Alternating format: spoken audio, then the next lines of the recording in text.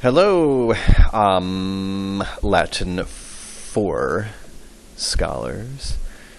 It's me, Mr. Allen.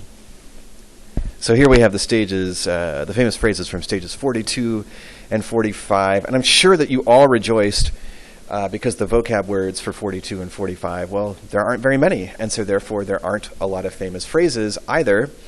The first three here are from stage 42, and then numbers 4 and 5 are from stage 45. So let's get to it. Number one, me duce carpe viam. This was said by Ovid, and you guys are going to read a brief selection from Orpheus and Eurydice later on. That comes from Ovid's Metamorphoses. And what this means is, with me as leader, seize the road. And this comes from another bit of Ovid, which is Daedalus and Icarus. We're actually going to read that in its entirety later on this school year when I return. So with me as leader, seize the road. This is what Daedalus was saying to Icarus as they began their flight with the homemade wings, and sort of was taken from that point forward as an expression of, hey, under my leadership, let's just go for it. Number two, quaecumque sunt is implied. Quaecumque sunt vera means whatever things are true. In other words, we always want to strive to discover or discern true things, trying to look at the world around us and figure out, okay, what is really happening? What is true? Let's try and break down and figure it out. And this phrase was adopted by a very famous university in the United States called Northwestern. Northwestern University chose this as its motto, as did the University of Alberta, for those of you who are interested in, Canada. Number three. Oh, very famous phrase from Virgil's Aeneid. Quid id est, Timeo Danaos, et dona ferentes. Danaos, by the way, is one of the Latin words for Greeks. This famous phrase is from Book 2 of Virgil's Aeneid. And the Trojans woke up one day and looked outside, and all they saw was this big horse that was left by the Greeks as a gift. And they were going to bring it in.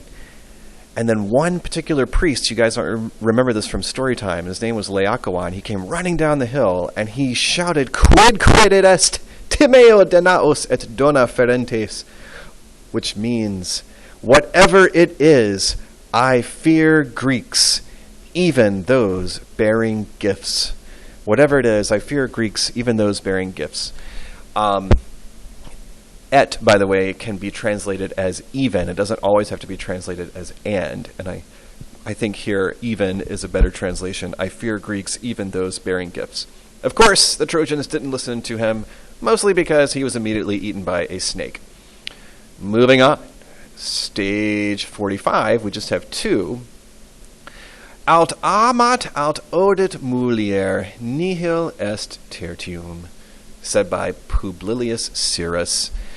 This will make a lot of sense with the Catullus poems in stage 45 that you guys will be reading soon, because a lot of them deal with Catullus's love of a particular woman whose name was Clodia in real life. He called her Lesbia in his poems, and we'll talk about that later, why he changed her name and why he changed it to Lesbia. I know what you're thinking, and the answer is no. So what does this translate as? It translates as a woman either loves or hates. There is no third. Oh, classic sexism, Roman style right there. And finally, number 5, from Ovid. This one's very depressing. Nemo ante mortem beatus. No one is happy before his death. Ovid wrote that toward the end of his life. You guys might remember me telling you this. Ovid was exiled in the latter part of his life because he wrote a poem that was critical of the Emperor Augustus's daughter, and he was banished to a tiny island out near the Black Sea, and he wrote a series of poems called, one of which was called Tristia, the Sad Poems, and that's where he wrote this phrase, "No one is happy, or no one is said to be happy before his death." Oh, boy.